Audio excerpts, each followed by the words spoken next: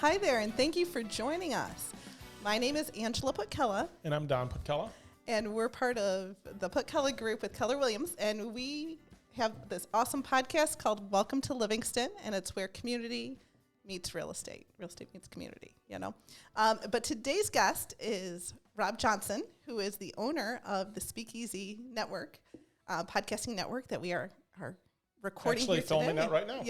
Yeah. But he's been a, great individual to work with and local small business. And we wanted to welcome you, Rob. Yeah, thank you both for having me on. It's an honor. Excellent. Well, thank you guys. Thank you so much for coming in today. We obviously know quite a bit about podcasts and such, but nothing on you. Nothing on you. But why don't you tell us a little bit about your business then? Yeah. So I own Wayne Media Group and Speakeasy, and they both operate out of the Brighton office that we're all sitting in right now. It's always weird to be on shows in the studio just because of spatial awareness. I don't know what it is, but so Wayne Media Group, Speakeasy Podcast Network, and then we also have an office in Louisville, Kentucky as well, with another studio. Oh, that's pretty exciting. It is. Explain, how did that happen? Yeah, so a friend of mine, his name is Robert Johnstone, very similar name to mine. It almost seems like a front, like we're running a Ponzi scheme or something with the names. But so he was in the Marine Corps for about 10 years. When he got out, he was around the Louisville area. So I had this idea for this marketing company and then eventually wanted to turn it into podcasting. And I said, hey, what if we just kind of each focus on the markets that we live in, and then we'll just scale them both up as we go. So Louisville took off, and then shortly thereafter, Brighton kind of became a possibility. Right. And since this is Welcome to Livingston, tell us more about that. How did you come here? How did you decide on? So I'm originally from northern Michigan, so up in the West Branch area. And then I moved down here for school, met my wife. She was from the Livonia area, and then I don't know. We used to come out to Brighton a lot when we would go out and just do dates and whatnot. And I remember one night we were walking up Main Street from dinner, and I was like, I think this is where I need to put the business. Because at the time, I had no idea what it was going to be called or what it was going to do. But I was like, this is just such a really unique downtown area. It's really accessible from the highway. It's really easy to navigate. It's not like overwhelming. And I was like, this kind of seems like the perfect spot to throw an agency on a main street. And a couple of years later, as the business started to form, I actually was working from home. This was during COVID. And I met a couple of the people, Amanda and Chris, who you guys know. We met for dinner next door at Stout, and we walked out. And Amanda had said, this building is for lease. This might be a decent location. So I was looking at it, and I was like, yeah, it sure would be. So then I went home and talked to my wife, and I was like, I think I got a spot we need to go look at. So we went and checked it out, and then the rest was history. So Wow. And I know that podcasts have just been exploding in the last, with the advent of the smartphone, and you can get media anywhere and such, and everyone gets this idea that they think they can start a podcast. But how does one go about starting a podcast? Yeah, so if you want to start a podcast, like the single most important thing isn't the equipment or the platforms that you're going to be on. It's actually going to be the story of what you have. So one of my favorite things is when people come in and they say, hey, I got this idea for a podcast. All right, tell me the story about it. Because if you don't have a good hook, and if I'm not interested, I don't think listeners will be interested. And that's not to say like I am interested in all things or I am the gatekeeper of podcasting. But I think if it doesn't strike a chord or it's not a unique idea, then especially locally, because we produce a lot of local shows, they're not going to be attention grabbing. So like an example, when you guys came in and said, hey, we got this idea. We're both realtors, but we want to focus largely on what's happening in the community because there's really no constant resource that's updated with this type of frequency. Like that makes sense. Like that's a home run idea because now you have a constant stream of new content. You have things that people locally are going to want to listen to because it's so different. So when you want to start a podcast, it's important to have an idea that's original and that's easy to replicate.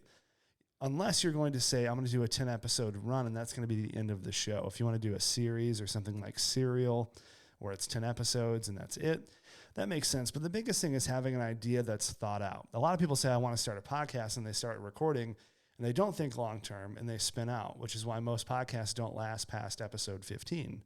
So if you can get past episode 15 and you're still going strong, odds are you're going to pick up more and more listeners and gain more and more traction. Fantastic. This is number 10. We're getting closer. Right. Absolutely. It has been so much fun, too. You know, one of the things is you say that, the content is what's important or your story is important, but don't undercut the technology and such involved, because you guys make it look so easy, but I would have no idea where to start to get my podcast out to different places or edit it or even have the equipment to do it. It has been so fantastic to just come in. Everybody's friendly, informative. Johnny always explains to our guests, all right, this is how it works. This is what we're doing. And, we just kind of have to show up and have our conversations. And it has just, and I'm not sold on podcasts. I am now, obviously. But before all this, Don has been talking for a year now that he wants to do this. I'm like, that just sounds like so much work. And then he brought us in here and talked to you. And it was like, you got it. This is what we need to do. Yeah, and that brings up a good point, because when we talk about starting a show, it's step one is definitely mapping out the story. What are we talking about? Step two is the equipment. If you can have something really great to say, but if it's not listenable in terms of the audio quality, no one's going to listen, no matter how deep what you have to say is. And that was why I got into podcasting. So in 2013, Serial really got me into. Are you guys familiar with the Serial podcast from This American Life? I am not. I know what a serial is in terms of what you're talking about, though. Yeah. So basically, it was the name of the show, and it just followed this cold case from Baltimore in the late 90s, and it's like a 13-episode run. But that's kind of what turned everyone into podcasting from a consumer perspective, and that got me listening to more shows. And the more I listened to shows, the more I realized how terrible the audio was. And I was like, well, people are just putting out nonsense recorded from their iPhone 4. And they're just putting it out on, these different streaming platforms, and it doesn't sound good. And I said, I can make podcasts that sound way better than that. So that's what I did. And that really got me into the podcast bug of all right, so now I can produce. Now we need to make this scalable so we can produce other people's shows. And that's kind of Speakeasy was born. Right. And I love the name Speakeasy, because this is really a throwback to old time radio. And if you listen to if I'm on Sirius, I sometimes go to the old time radio shows and such, and it's just so fascinating that here we've come full circle, that the podcast is back to that local type environment. Exactly. And podcasting is going to be taking over, and if it hasn't already, from a sheer revenue perspective, it's going to dominate radio in the next 5 years because of the accessibility of it. Makes sense. And our listenership, I don't know if that's the right term. Yeah. They don't get a chance to see inside here, right here in Brighton, right next door to Stout. You guys have done such a great job decorating. I think you mentioned it was your wife that did it, but it's all, kind of that vintage 1920s speakeasy feel. Yeah. Basically how it worked was I said, all right, we have this building. It's about 2,200 square feet. We can partition it because I need a section for Wayne Media and a section for Speakeasy. And I said, I need a 1920s theme. And my wife does interior design. That's kind of her favorite hobby. And she was on it. She started mapping things out, getting colors together, pieces, and then everything that we have in here, we wanted to be kind of an homage to that era. And I think she crushed it. So yes, it's my job of selling really easy because it looks nice in here. Right. So, right. And a good question here is you were talking about podcasts really taking over media and such.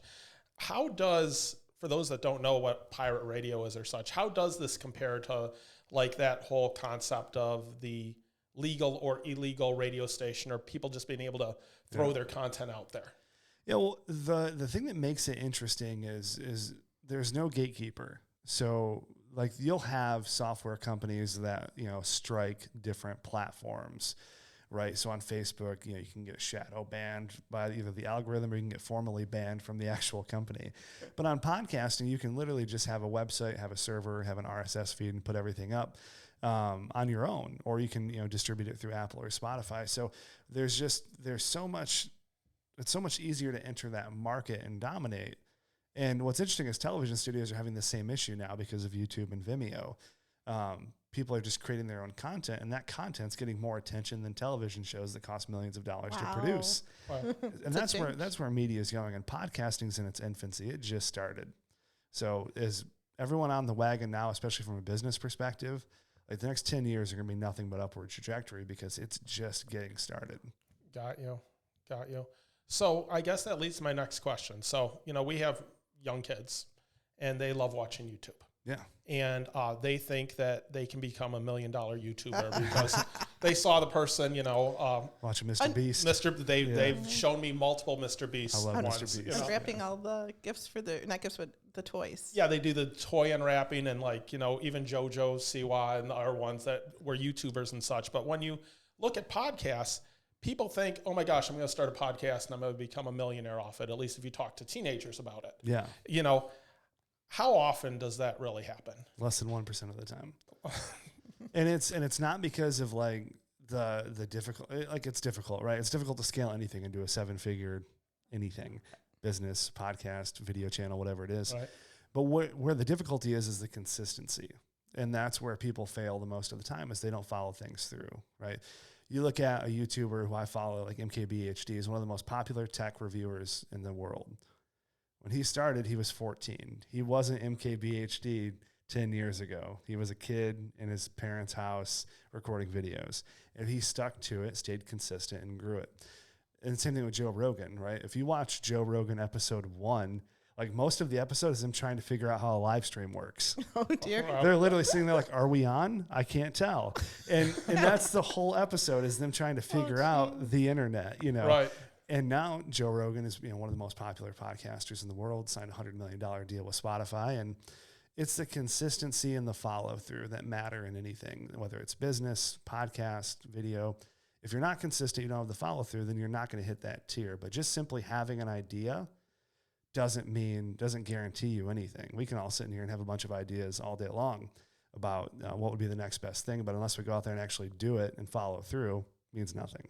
Right. Nope. That makes perfect sense. And it's such a metaphor for life. I mean, honestly, I think for, at least as a small business owner, that sums up anything. I've seen so many people over the years with, a flash of something, of brilliant ideas. And why didn't I think of that? Wow. And then they don't follow through. And it's really astounding. Yeah, and that's the same people that are like, man, I could have been there. And it's that's because all you do is you think of what you could have done rather than going and actually doing something. It's the difference between dreaming and executing. Bam. Right. Exactly. So have you seen some of those podcasts where you're like, hey, this was a great idea, and they were getting close to where this was going to work, but for one way or another, they're gone. Absolutely. Yeah, there's a bunch of those. One of the ones that I know why it hasn't continued, but I mentioned Serial. Serial had an opportunity to do something, and it spun an entire genre of podcasters out of it. So if anything was good about Serial, season 1 was focused on a true crime story that gained national and worldwide attention.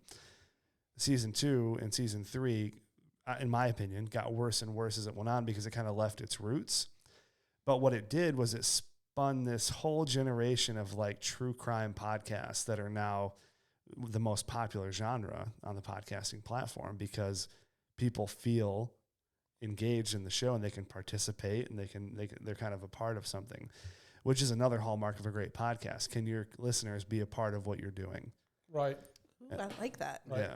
Can they feel like they're one of my favorite shows is a comedy show. It's a spinoff of one of Kevin Smith's podcasts, and they do live shows all the time. And they had mentioned that when listeners come up and speak to them, they feel as though they already know them because they involve the audience so much. It's like a big community. And that is a hallmark of what a great show is can the listeners actually do something about the content? Got you. And that has always been an effective tool for me is saying, well, how do we get people to engage in this? How do we get it to be more of a monologue or a dialogue rather than a monologue, Right. Yeah, no, I can understand that because you can only listen to your own voice for so long, right? That is absolutely right. So far, I think we have some pretty good sound bites here. Yeah. I'm like, we're here taking notes. I'm like, ooh, no, and to all those people out there that might not understand what a serial is, it's that whole idea of a limited run show, right? Exactly. And I know that, that comes from old time radio where, if you listen to it, Johnny Dollar used to have those and such. And even further back, authors they had serials where you'd get the newspaper every week, and it'd be another chapter of the book. Yeah.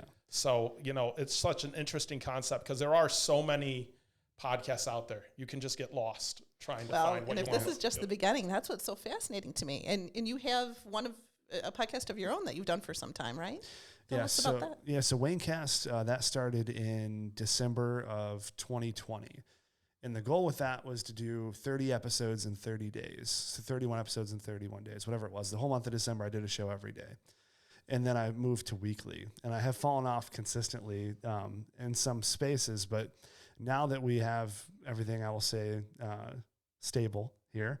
Do as I say, not as I do, right? Yeah. Well, and that was the whole thing, was like, I don't want to put out shows and not take my own advice, because that's one of the biggest frustrations with marketing companies is they tell like their clients to be transparent and they tell them to do all these things and all these buzzwords, but then you go and look at their website and it's like, well, dude, you haven't posted in 6 months on social media, and the last thing was this cat video no one wanted to see, had nothing to do with your business.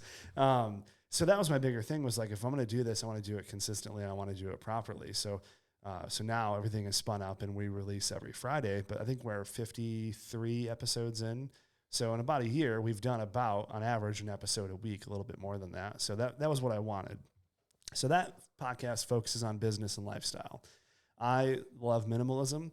That's a really big topic of mine that I like, and I like running my business as a minimalist, meaning that everything that we have to have has to have purpose, or else we don't have it. If we don't have a definition for what we're doing, then it shouldn't be a part of the business. Got you. And I think that's probably the biggest misconception of minimalism, is like everyone needs to have like less things, but it's everything you have to have. Everything you have has to have a purpose. No excess. Wow. And that's a really good way to run a company. It is. That's a good way to run a household. 100%. You know, we go into and it's a struggle when you have kids. It is 100%. You know, and with the kids, it's interesting because I know we have 3 kids.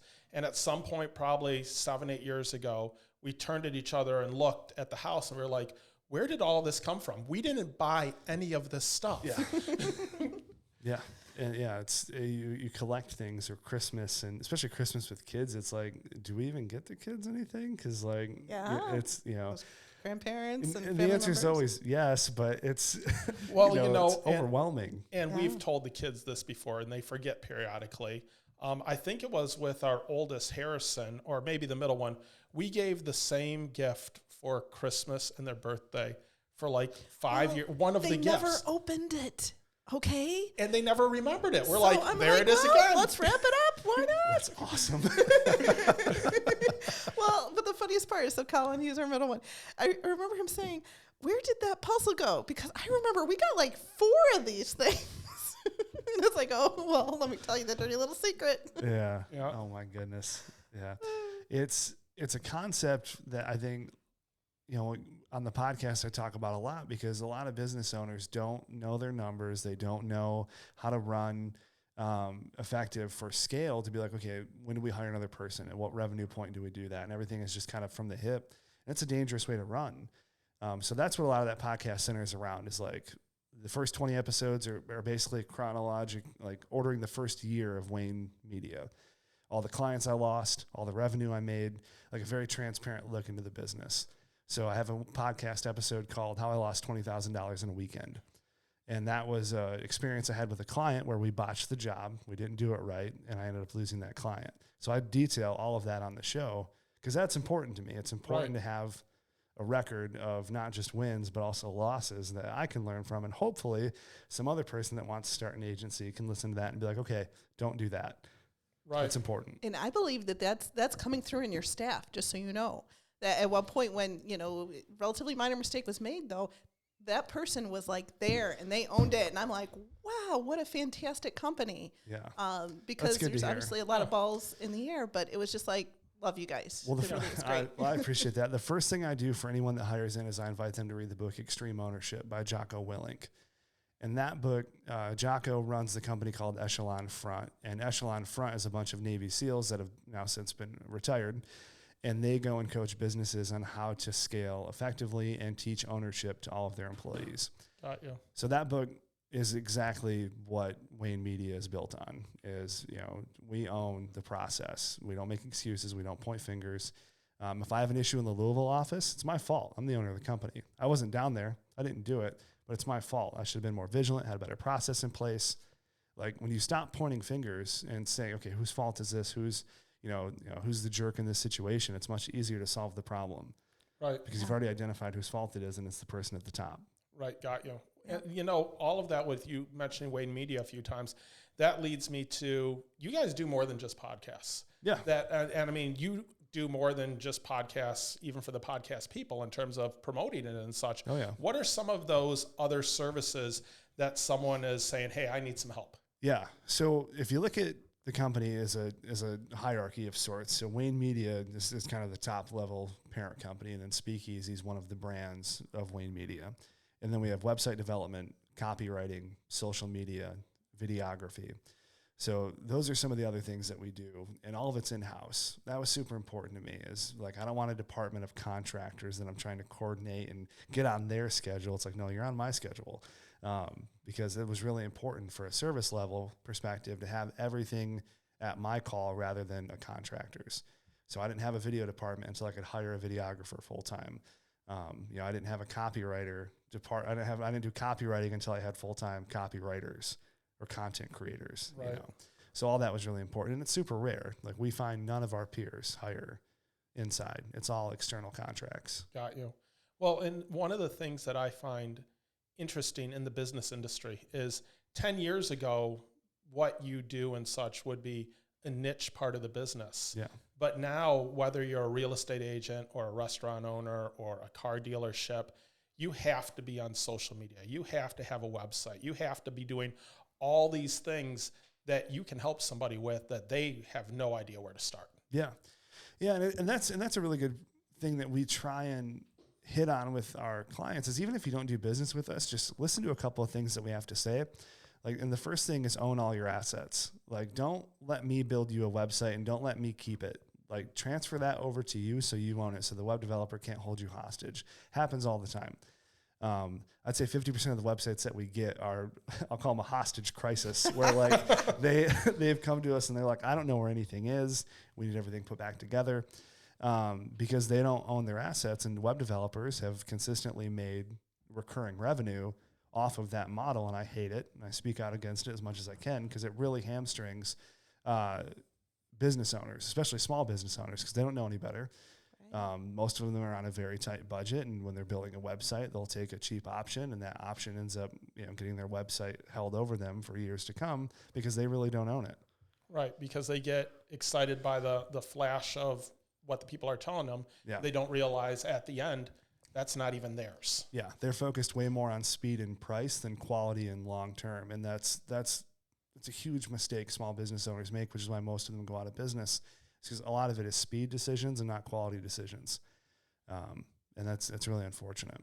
So it's important on these big, important decisions, particularly for marketing, to make sure it's well thought out and well researched. Yeah, absolutely. It is a big choice. Branding's a big choice. And branding is just trying to figure out a way to say online who you are as a person. Like, branding isn't a logo or a color. It's how do we best represent who you are as a person to people in the digital market, so they can get that same feeling when they meet you as they did online, or at least a preview of it. Right.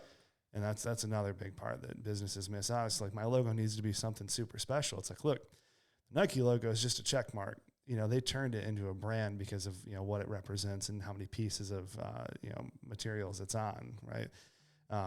What made it special was the products, was the service, was the people that were behind it, not the logo. Right. And that's kind of, to bring it back to podcasts, that's one of the things I really like about podcasts. It removes that barrier between the consumer and you doing the podcast, that you're able to be real, you're able to be personable. And like you said, a lot of times they feel like they're in the room. You're having a conversation with them, even though they're not right here.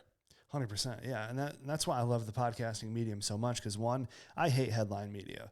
I hate, you won't believe what, Kendall Jenner said today. And it's like, I hate that so much, because it doesn't give us an opportunity to go deep. Rather, it gives us, this kind of bite-sized media, and it's very overwhelming for a lot of people. So when I look at podcasting, I look at an opportunity to have a long-form conversation about things that matter to other people. So if you're really into, finances, you can have long-term financial discussions without being like, hey, here's why all debt is bad. It's like, well, not all debt is bad. Like, you can't just make a blanket statement like that. Like, it needs to be talked about, right? So it gives, and that's why I think my generation really enjoys podcasting more than they enjoy typical news media, is because it allows them to go deep on things that mean a lot to them. And that's why I think podcasting is going to be the way that most media is going to be consumed in the next 10 years, because it allows people to pick and choose how they want to receive their media rather than just taking, the 5 or 6 companies that own all of the mainstream. Got you. So then what are some of the most interesting podcasts that you listen to? Yeah, so there's a really good podcast called The Minimalists, which talks about business and lifestyle and, answering different questions from both perspectives. They have a couple documentaries on Netflix that are really good. Another podcast I listen to on every drop is Jocko's podcast, which is called the Jocko Podcast. It's really simple. It's like 3 to 4 hours long. It is a very lengthy show, but it goes really deep into different aspects of history and business, and even like stand-up comedians. Because I love stand-up comedy. It's one of my favorite niches to dive into, and this is why I like Joe Rogan so much. He's a good stand-up. Bill Burr, he's another stand-up. He has the Monday Morning Podcast, which almost never comes out on Monday mornings. But it's just a really cool, like, to see podcasts I've been following for 5 to 10 years, hit a top 10 list. So those are a few of the main ones that I listen to. Right. And that's so interesting because even some of the podcasts, like you were talking to us last week, that people, they listen to a current episode and then they go all the way back to the beginning. Yes. And they start going through. And I'd never thought about it that way, even though that's what I've done with podcasts that I've listened to. Yep. But that's what everybody does. So, they kind of live on for much longer than you would think they do. Yeah, absolutely. And like when I first got exposed to podcasting, Smodcast was Kevin Smith's first podcast he came out with. And they were on like episode 300. So I went back to number 1.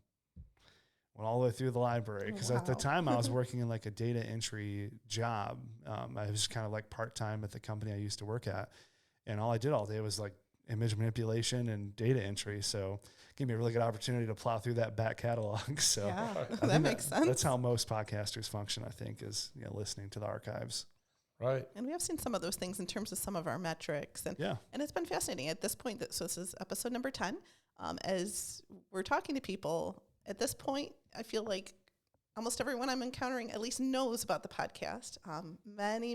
If they don't, you tell them. Yes. Well, this is true. I've been really good about that. But I've been amazed at, some people that I wouldn't expect to be listening are listening to a bunch of them. And it makes my heart really happy that we're offering something that, is of interest to people, and that if they're going to spend a half an hour of their life, even if they're doing data entry or doing something else, that they're spending it here with us listening to this, I think is awesome. So that's what we want to make sure we're delivering on that. And I would say for people out there that are thinking that they might want to start a podcast, no matter what the subject on the podcast is, it gets more comfortable every time you sit down. 100%. And that's the biggest thing that, like, I was so nervous about sitting behind a microphone and seeing myself on a screen in front of it, and I never even look at the screen, and you forget the microphone's here after a while. Yeah, absolutely. It becomes much more conversational and relaxed, which is the environment that most people learn the best, is when it's not high pressure and we have a time limit of, 15 minutes. We got to squeeze this segment in. It's like, you can take your time, and that was really important. Was like, we're not on a crunch, we want to make sure that podcasters are able to express themselves in full format rather than, a headline. Right. Got you. So what's the youngest podcaster and the oldest podcaster that you've come into contact with? Personally, or that I listen to? Either or. Because I think it's fascinating. Or even in terms of local. I'd be very interested if, When you say old, like in terms of like number of episodes or their age? I think age. Yeah. So that's a good question. So I did meet and do a quick consultation for, it was a Brighton high school student. I think they were 14. Okay. They were getting their podcast together, and I'm going to make sure I get this right, because 2 people contacted me. One was a mom, one was a dad. I think it was the mom stopped by the studio for a tour and just wanted to know like how it worked.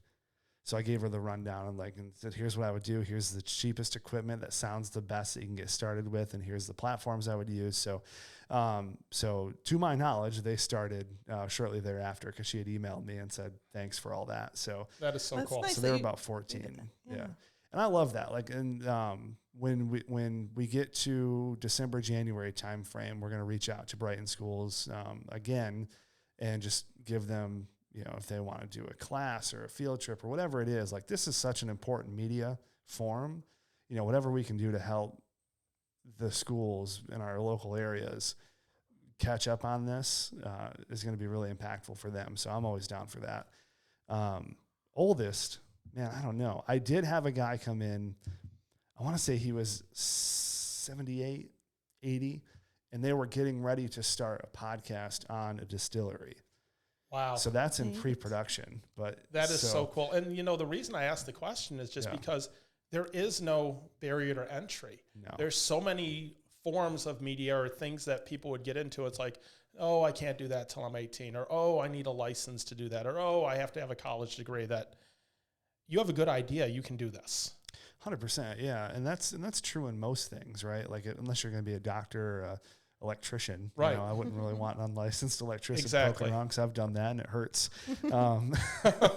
So with most things, anyone that has the desire can do it, and that's a big hiring practice that we have here. Is like most of the people that work for me don't have degrees in that particular field. They just really enjoy it, and that's way better than a degree because they're down. Well, my dad always said is if you love what you do, you'll never work another day in your life. No, that's 100% true. But like with our kids, our middle son, it's like I found out he had this profile someplace. He's like, well, I just told him I was born 3 years before what I was supposed to. And I'm like, you're not supposed to tell me that. You're not supposed to do that. But you're on Discord now and you're doing good, or whatever the platform was. So, to your point, the kids are really innovative. And I think that's a fabulous idea for a field trip or something like that. Because they're so tech savvy. And this is something that they should know about. Yeah. And it also gives, shared platforms like this give, I think, generations a chance to hear each other out. Mm-hmm. I think that's a big disconnect because it's like, kids these days. And every generation has said kids these days. People said that about your generation, and mine. And I'm going to say that about my kid. It's going to keep on going. But the new generation is the one that we learned from. So the kids that are 18 right now, I'm 31. So the kids that are 18 and the way that they're doing social media and the way that they're gathering attention, we need to pay attention to that because that's what's going to be mainstreamed for all of us in the next 3 to 5 years. And if we ignore it and say, hey, the radio is always going to be the best, we're going to miss out on the TV. And now everyone that's saying the TV is going to be the best, they're going to be missing out on this TV, which is way better than the one that's in your living room in terms of marketing and advertising. Right. And I held up my phone for the audio listeners. Yes. I keep forgetting that not everyone's watching the video. So, that's just super important, is just to pay attention to what's coming and just don't be afraid of change. Right, because it's moving a lot quicker than people think. I thought it was going to take longer for telephones not to be in the house. Yeah. And when it finally happened, it was 9 months, and all of a sudden, the vast majority of people didn't have phones in their house. And I think the same way with cable or with those things, that the young people, they're just, like you said. Streaming is king. Yeah, they're so much more willing to pick up that new tech and to delve into it. So for our listeners, I think that's the challenge is embrace change. And so for those old timers in Livingston County, as all these people are moving into the county, just know that that's, a huge benefit to us. And I think we'll still be able to keep the wonderfulness that is Livingston County, but embrace change and know that it's okay. And check out all those amazing local podcasts too. Yeah. There's so much out there. What's your website, Rob? Where do people go if they want more information? Yeah, so you can go to waynemedia.com or speakeasynetwork.com. Both of those have all the details for everything that we're working on. Yep. And you're right downtown Brighton, right next to Stout. Yep. Ideal location. It is a great location. Our kids knew where it was because it's where Nerdageddon used to be. Yeah. So it is an amazing location. And as we've told guests where it is, so many of them have said something like, oh, I didn't know what that was, Speakeasy. So it's good to locally get the word out and let them know just what this is about. Isn't that a bar? I thought that was a bar. Yes. We had someone come in off the street right after we opened and said, is this where the hidden bar is? And I was like, where? I'm down. It's not here. If you know something I don't, let me know. That's a very common misconception. So right. Fantastic. Well, thank you for joining us today. We really appreciate it. Yeah, absolutely. And to all you guys listening out there, please check out our other episodes. You can find us on Spotify, Apple, Google. Check out the show notes for more information about Speakeasy and Wayne Media, and hit us up on Instagram or Facebook. We'd love to hear from you. Any ideas for future shows or just any questions that you have. So thank you for listening in to Welcome to Livingston today, and have a wonderful day, I guess.